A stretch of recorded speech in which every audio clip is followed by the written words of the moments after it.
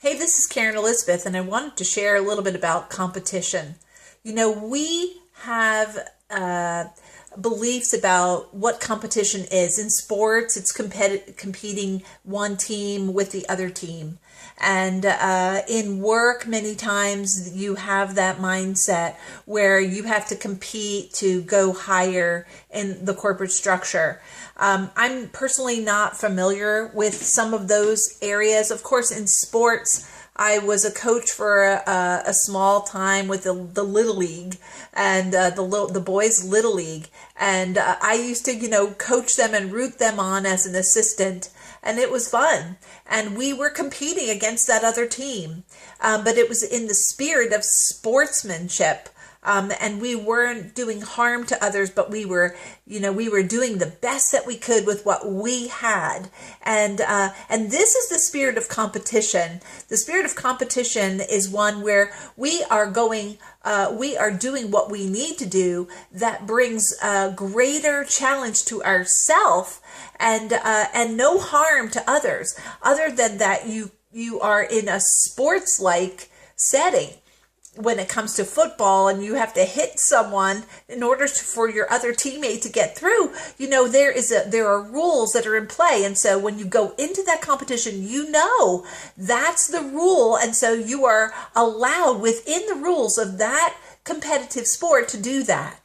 But what happens when it comes to us, and what happens when it comes to us competing with the list of things that we have set down to do?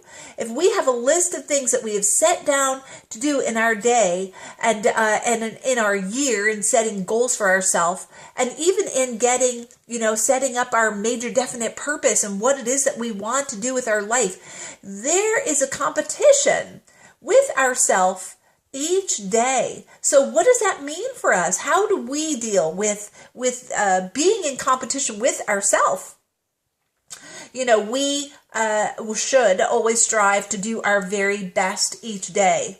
And when I looked at the list of some of these things in my self-analysis questionnaire, it brought up this idea of, am I doing better than I did last year? Am I serving people? Am I more honest than I was? Or, am I more diligent? Am I achieving my definite purpose in life? Am I doing what I expected of myself to do? And this is where having this analysis is helpful.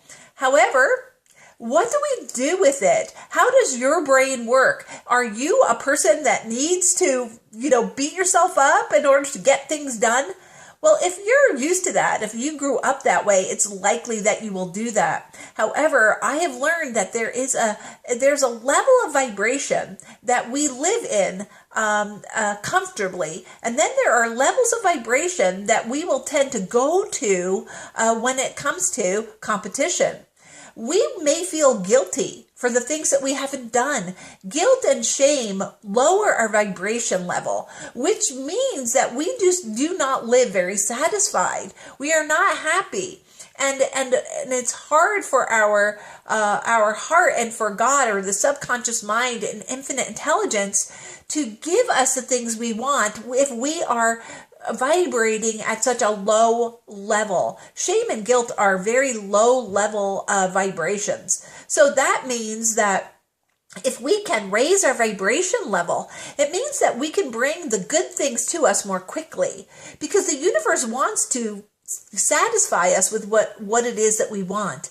And if we're vibrating at a low level of shame and guilt, what we're basically doing is we are going to draw to us more shame and guilt, and that's not what we want, right? We want to have success and satisfaction. So when we're competing with ourselves, when we're in competition, the most important thing that I have found to do is to, take stock and see where you're at, and set goals that are attainable, that are timely. There's that SMART setting goal system. I've never heard of that, SMART, and each one stands for a part of the goal that we should be looking to achieve.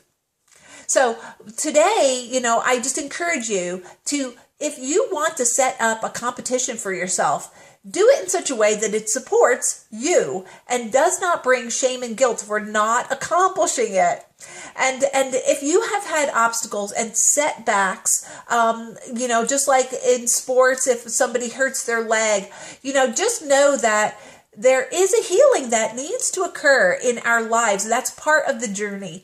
I have had them, you will have them, and yet we can take those temporary setbacks and just allow them, by forgiveness to ourselves and forgiveness to others, return that level of vibration, that happiness to us, that forgiveness and that peace of mind to ourselves, and go on forward. So take this as a word of encouragement to you today. I am taking it as a word of encouragement to myself as I share this with you, because we all have setbacks, but we can overcome and become stronger for the purpose that we have set in our hearts to do in this life. So know what is your purpose, set the goals, and take time to analyze. And as you compete, let your competition be with yourself in a healthy, sport-like manner. This is Karen Elizabeth. Have an awesome day. See you soon.